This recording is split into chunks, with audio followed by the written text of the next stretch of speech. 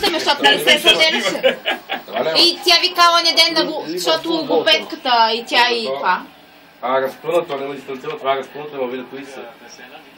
Не, това са... Лапоп, лапоп, лапоп, лапоп. Чакай, ще включи този лаптоп. И тя такова. И съм ги гледала оня ден. И тя викала ми, Деси не обича да пише, защото има че ми се деси. Да, Ливърпул вече.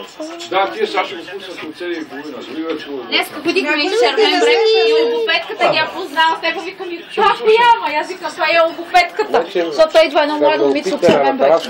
Празна на маска. Колко младо? Ми млада, сигурно има на 20 и неколко години. 20 и неколко. Абе то е 30 кила. Чакай, това на килата не ме го носиш на гръб. Не, младо дете. И аз съм на 40 години, това е дете. Млада. Аз съм грижа мъжки. Той ти каза си. Къде да взема, ще ми никакват зъби. Свалява си зъбите, си ги влечите. Да, спокойно. Не бе, защото се боли глъта, значи има нещо вътре. Ако правда не е около да боли. Значи мога войко, че му дига кокалете, да викаш ме глако, защото има не е болело никога. И е използвам тия лафоя, мен глава ме реболи, река, че не боли. Балка. Оха!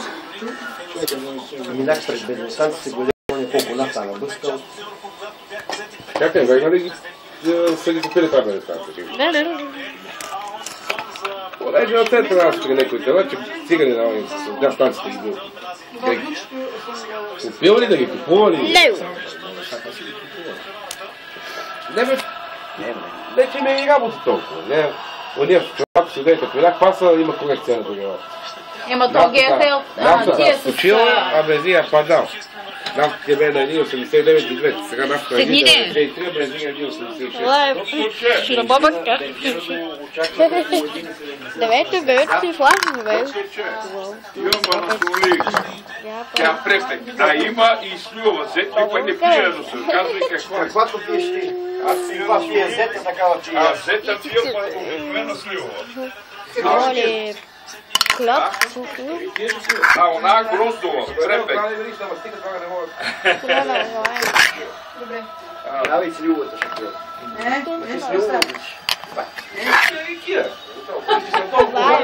Вече. Кляба.